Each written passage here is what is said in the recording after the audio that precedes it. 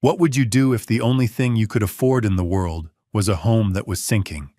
If the $2 you had left bought you nothing but rotten wood, river mud, and the scorn of every soul you met? For 19-year-old Bess Whitmore, this wasn't a question.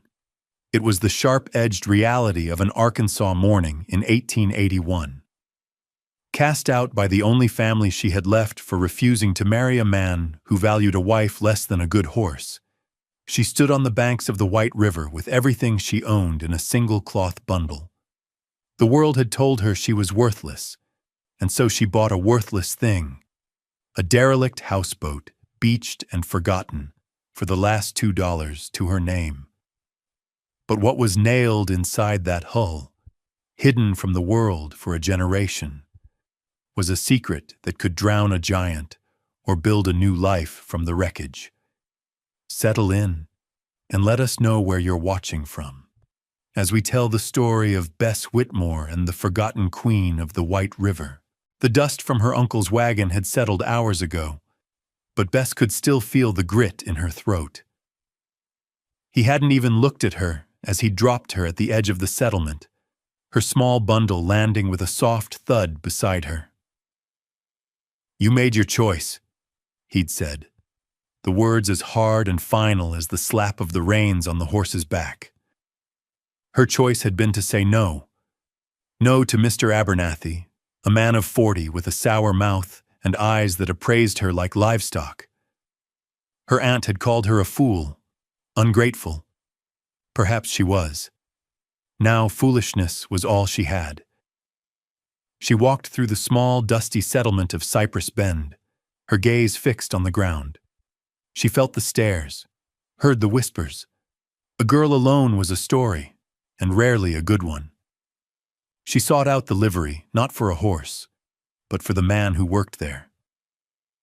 Silas was old, his back bent from a lifetime of labor, but his eyes were kind. He was the one who had slipped her the $2 silver that morning, his calloused hand closing over hers. "Heard old Finn's still got that wreck of a boat down on the flats," he'd murmured, his voice a low rumble. "Ain't much, but it's a roof." Now, following his rough directions, she left the last of the town's rough-hewn cabins behind, following a path that dissolved into a muddy track along the riverbank. The air grew thick, heavy with the smell of damp earth, cypress, and decay. And then she saw it. The word boat felt too generous. It was a carcass, a wooden skeleton half submerged in the thick brown mud where a slow-moving tributary fed into the main river. It listed heavily to one side, its paint peeling in long, leprous strips, revealing the dark, water-stained wood beneath. The roof over the small cabin had a hole gaping in it like a wound, and the porch railing had long since rotted away, leaving only jagged stumps. Cattails and sawgrass grew thick around its hull, weaving a shroud that seemed to be pulling it deeper into the earth. It was a picture of utter defeat, a monument to surrender. Bess felt a strange kinship with it. She, too, felt beached and broken, left to be swallowed by an indifferent world. For a long moment, she just stood there, the weight of her decision pressing down on her, as heavy and suffocating as the humid air. This was it. This was the kingdom her $2 had bought. She found old Finn living in a shack, propped up with driftwood not 50 yards away, a place that seemed only marginally more seaworthy than the boat itself. He was a gaunt man with a beard stained yellow from tobacco and a cough that shook his whole body.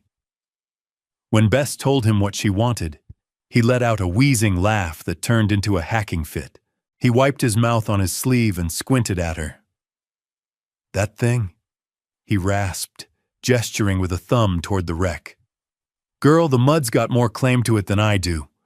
But if you want to give me $2 to watch the river finish the job, it's all yours." He didn't bother with a proper bill of sale. He took her $2 silver, bit one to test it, and then scrawled "Sold 1 boat" on a scrap of butcher's paper with a piece of charcoal.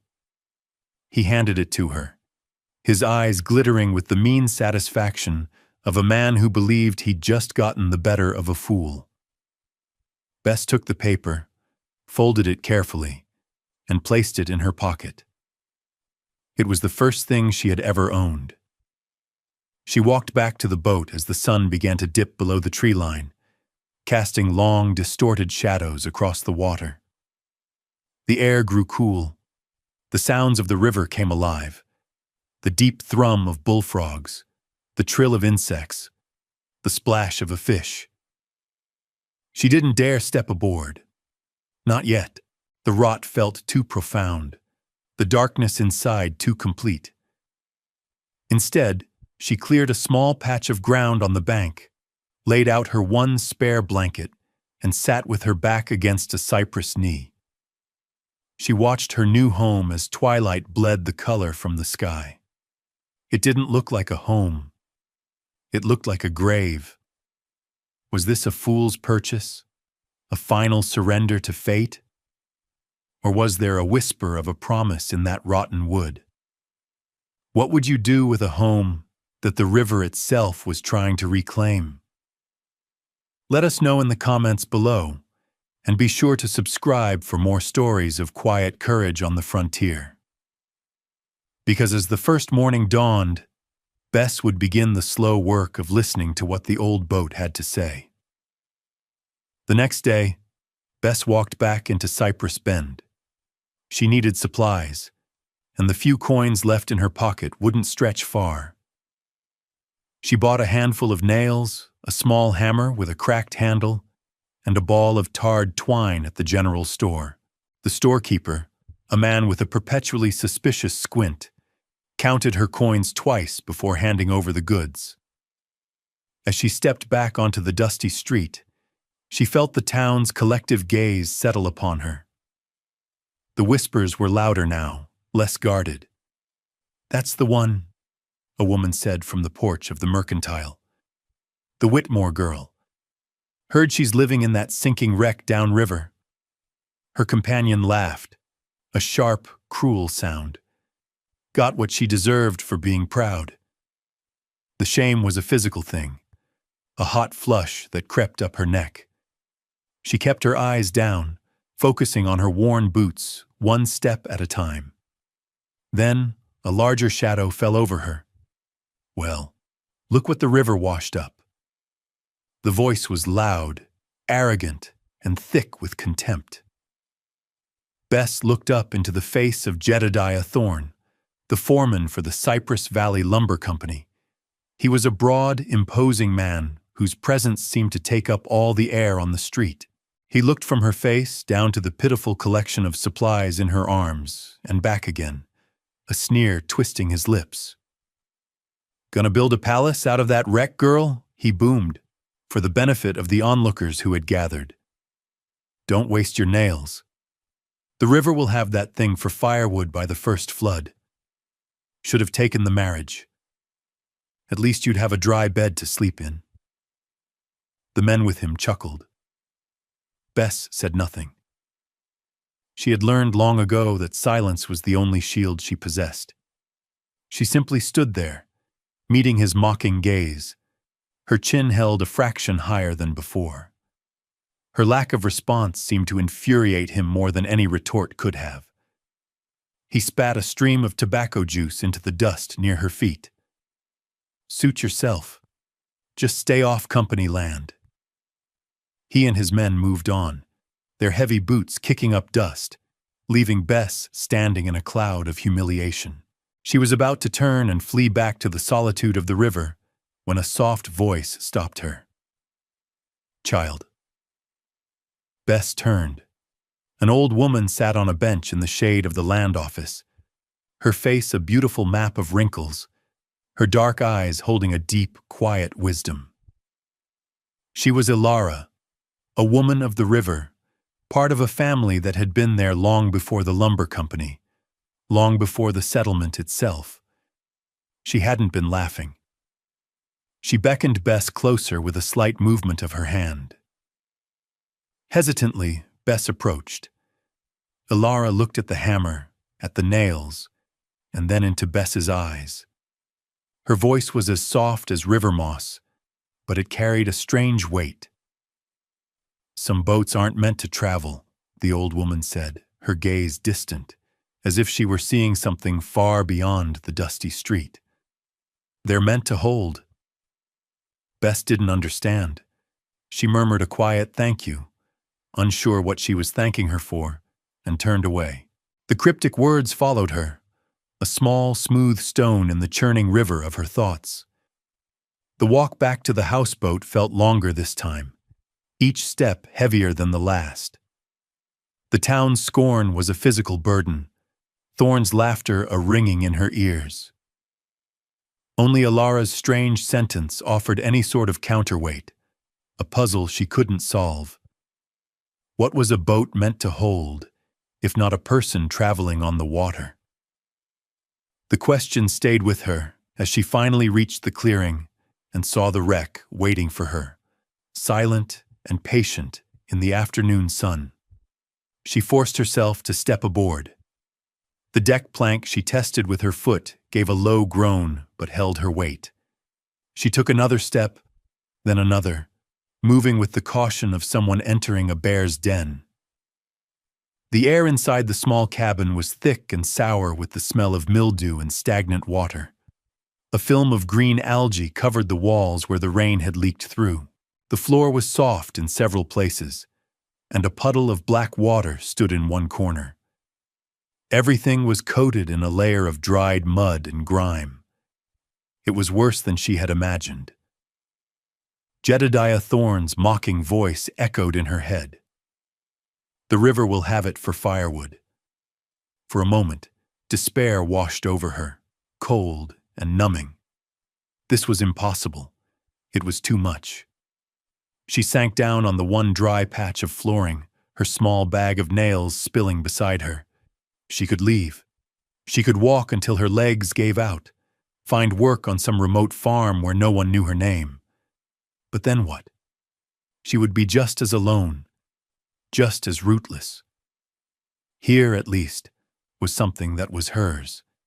This rotting, forgotten thing belonged to her. A stubborn spark ignited in her chest. They had all written it off. Thorne, the town, Old Finn, they had written her off too. A quiet resolve hardened within her. Let them laugh. She would not let the river win. She would not let them win. She picked up a nail, its sharp point cold against her palm. It was a start. That evening, she didn't sleep on the bank. She cleared a space on the cabin floor, laid her blanket over the driest boards, and slept inside her home for the first time. The boat groaning softly around her like a living thing settling into a long overdue sleep. The sound should have been frightening, but to Bess, it sounded like a promise. The work began in earnest. Bess rose with the sun, her days governed by the slow, rhythmic labor of reclamation. Her first task was the gaping hole in the roof. She used a piece of driftwood to scrape away the rotted shingles and soft wood, then stretched the small piece of canvas she'd managed to buy across the opening. She didn't have proper tar, so she used pine pitch, painstakingly gathered from the surrounding trees, and heated over her small fire until it was a thick, black goo. She sealed the edges of the canvas, her hands sticky and stained, the smell sharp and clean. It was an ugly patch, but it was watertight. Next, she turned her attention to the inside. She shoveled out bucket after bucket of mud and debris. She found rotted fishing nets, a single cracked porcelain cup, the skeleton of a small animal. She scrubbed the walls with river sand and a bundle of stiff grass, working until her arms ached and the wood began to show its true color, a pale silvery gray. She pried up the softest floorboards, replacing them with planks salvaged from a collapsed section of the tiny porch. The boat became her entire world. She learned its language, the creak of a beam under pressure, the hollow sound of wrought, the solid thud of sound timber. Her hands, once soft, became a roadmap of her efforts, calloused and crisscrossed with small cuts and splinters. Her silent companion in this work was the hammer she'd bought. It was old, the handle darkened with the sweat of a previous owner, but it was perfectly balanced. It felt like an extension of her own arm. Each nail she drove was a small act of defiance, a quiet declaration. I am still here. This is still here. As she worked, she began to notice the details of the boat's construction. This was no crude shack set afloat. The joints were tight, the beams expertly notched. Whoever had built it had been a master craftsman, a man who understood wood and water. He had built it to last. This knowledge made the boat's state of decay feel less like a failure and more like a tragedy, a long, slow abandonment. One afternoon, she was working on the interior of the hull, trying to seal a persistent leak near the waterline. The cabin was cramped, the air thick and still. To get to the leak, she had to pry away a section of the thin wood paneling that lined the inside of the hull. As she worked her pry bar behind a warped, water-stained plank, she felt something give. But it wasn't the familiar splintering of rotten wood. It was the sharp, protesting screech of a nail being pulled from sound timber. She stopped, frowning. She ran her fingers along the edge of the plank. The nails holding it in place were different from the others around it. They were newer, their heads less rusted, and they had been hammered in with a force that had slightly splintered the surface. It looked less like a part of the original boat and more like a patch. But it wasn't covering a hole to the outside. It was just one plank among many on the inside wall. It was too deliberate, too neat. She tapped it with the handle of her hammer. The sound wasn't the light, hollow rap of the other panels. It was a dull, solid thud. There was something behind it. Her curiosity was piqued, a small flicker in the steady flame of her labor. But the leak was her priority. The weather was turning. The sky to the west, a bruised purple. A storm was coming. She made a mental note of the strange plank, a quiet question she would return to, and went back to work, mixing a paste of sawdust and pine pitch to plug the nagging seep. Days turned into a week, then two. The ugly canvas patch held against the first autumn rains. The cabin was no longer a damp, foul-smelling cave. It was a small, clean space, sparse but dry. Bess had fashioned a crude bed frame in one corner and a small table from a salvaged crate. She spent her evenings by the light of a single tallow candle, mending her clothes or simply listening to the river. The loneliness was a constant presence, a dull ache in her chest. But it was no longer laced with the sharp panic of her first days. Here, in the quiet solitude, she was beginning to feel not just a sense of ownership, but of belonging. Her labor was a form of prayer, and the boat was slowly answering. The more she worked, the more she felt the presence of the man who had built it. It was in the smooth curve of a hand-hewn beam, the clever design of a small storage locker built into the wall. He had loved this boat. So why had he abandoned it? The question circled back to the odd plank in the hull. The image of it stayed in her mind, a lock without a key. She had become so attuned to the boat's rhythms, its honest aches and pains, that this one piece of deliberate concealment felt like a secret it was keeping from her. One evening, as a low mist rolled in off the water, shrouding the world in a soft, gray silence, she decided she could wait no longer. The practical repairs were done. The boat was stable. It was dry. Now, It was time for its secrets. She lit her lantern, the flame casting huge, dancing shadows on the walls of the small cabin. She picked up her pry bar. The cool, heavy iron felt solid in her hand, a tool for discovery. She approached the wall, her heart beating a little faster. It was time to ask what the boat was holding. She slid the thin end of the pry bar behind the edge of the plank. She paused, listening. The only sounds were the gentle lap of water against the hull and the soft hiss of the lantern. It felt like a violation, breaking into a space that had been sealed with such intent. But the boat was hers now. Its secrets were hers, too. She put her weight into the bar. The first nail groaned, a long, mournful screech of metal against wood. Then the second, and the third. The plank resisted, holding fast to a secret it had kept for decades. Finally, with a sharp crack, the wood splintered around the last nail and the plank came free. Bess set it carefully on the floor and held the lantern up to the opening. Behind it, nestled perfectly between two of the boat's curved ribs, was a small, dark cavity. And inside that cavity lay a package. It was wrapped in thick black oilskin, the folds sealed with wax and tied securely with tarred twine. It was remarkably well preserved, untouched by the dampness that had ruined so much of the surrounding wood. Her hands trembled slightly as she reached in and lifted it out. It was heavier than she expected, dense and solid. She carried it to her small table and sat down, the lantern light pooling around it. For a moment, she just looked at it. Who had put this here? And why? With fumbling fingers, she broke the wax seals and began to unknot the stiff, tarry twine. The oilskin was brittle, cracking slightly as she unfolded the layers. Inside, protected from the elements, was a stack of papers and a thin, leather-bound ledger. She lifted the top document.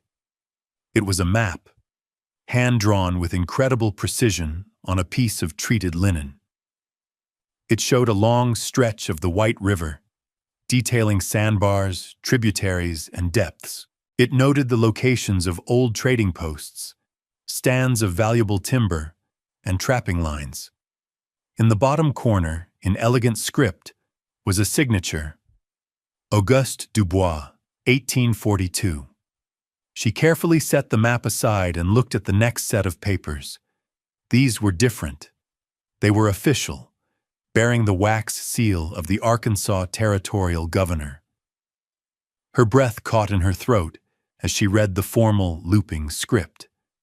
They were trade licenses, not just for a year or two, but granted in perpetuity to one Auguste Dubois. They gave him exclusive rights to all trade, trapping, and passage along a 40-mile stretch of the river, the very stretch where the Cypress Valley Lumber Company was now operating. Her eyes scanned the legal language, her heart beginning to pound a heavy, rhythmic beat against her ribs. There was no expiration date, no clause of revocation. Below the licenses were several certificates of deposit from a bank in St. Louis, made out to Dubois for the sale of furs and land. The sums listed were staggering. A small folded note attached to them, the ink faded but still legible, read simply, "Accounts to be held in trust. Never closed." Bess sank back, her mind reeling. This wasn't just a boat. It was a time capsule, a vault. Auguste Dubois hadn't abandoned his life's work. He had hidden it, nailed it into the very heart of the vessel he had so clearly loved.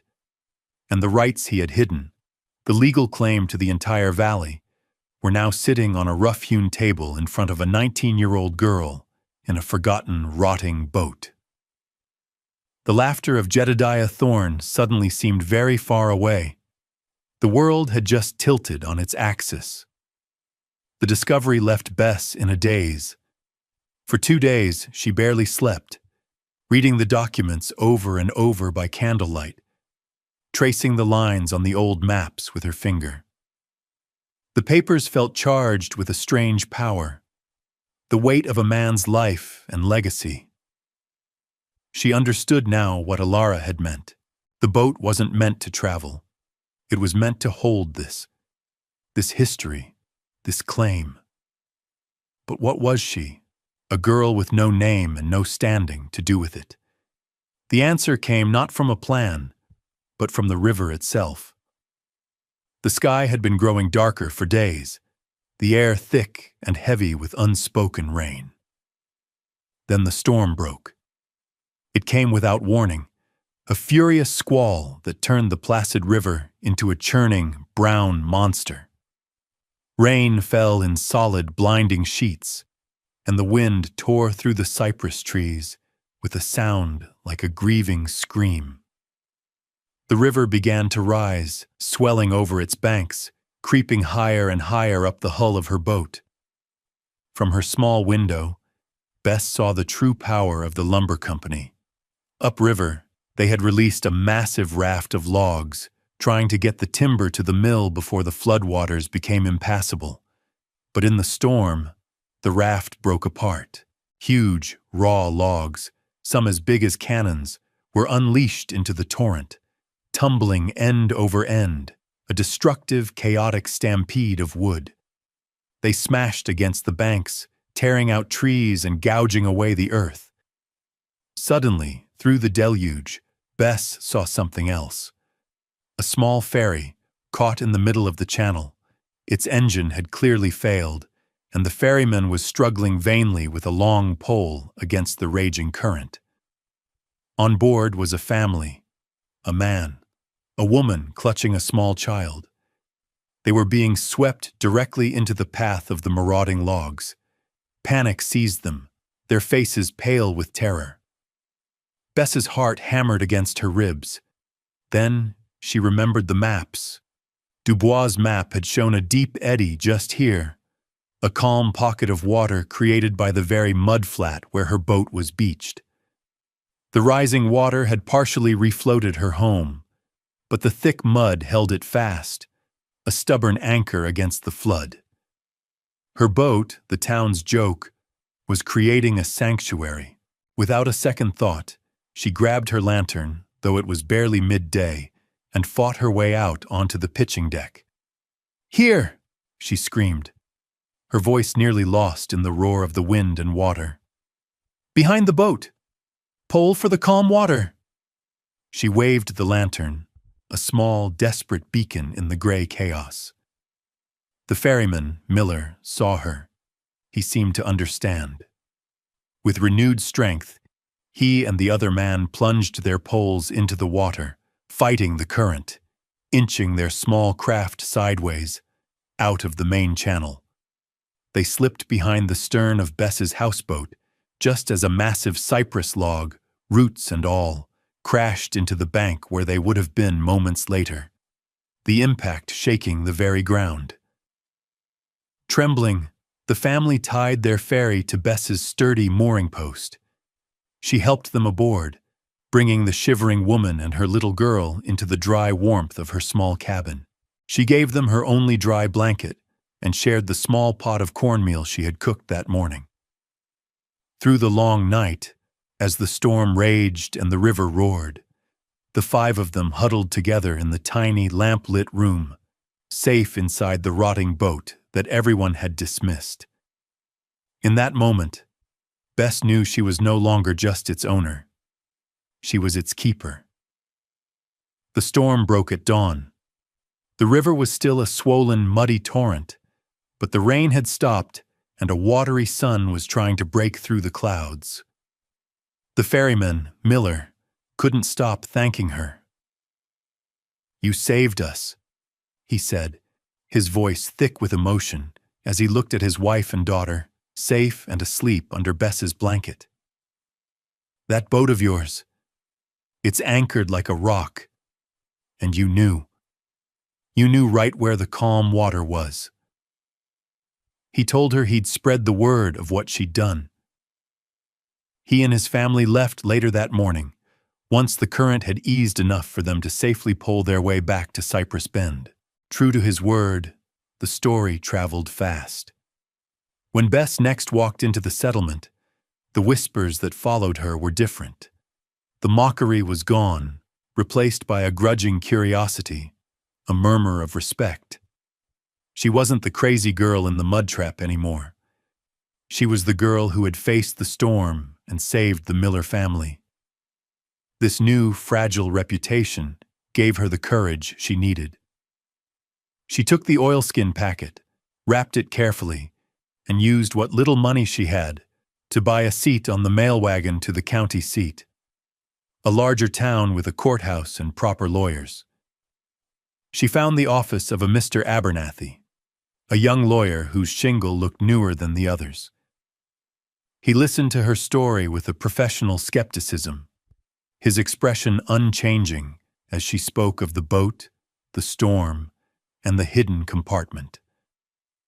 But when she unwrapped the oilskin packet and laid the contents on his desk, his demeanor shifted. He picked up one of the trade licenses, his fingers tracing the territorial governor's seal. He held it up to the light, his eyes widening slightly.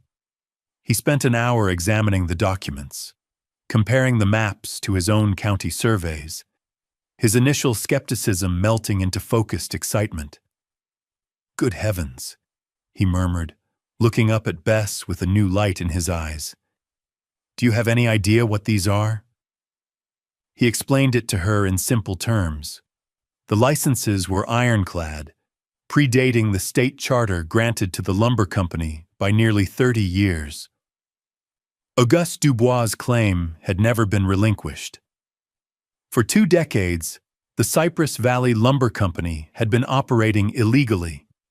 They were, in a word, trespassers, and they owed Dubois' estate a fortune in damages. "And you, Miss Whitmore," Abernathy concluded, a slow smile spreading across his face, "as the owner of his last known property, are the sole heir to that estate." A week later, Bess returned to Cypress Bend, but this time she was not alone. Mr. Abernathy walked beside her, his leather satchel full of legal papers. They went directly to the lumber company office. Jedediah Thorne was there, along with the company superintendent. Thorne laughed when he saw her. "Come back to beg for a job, girl?" His laughter died in his throat when Mr. Abernathy calmly began to lay the documents out on the desk.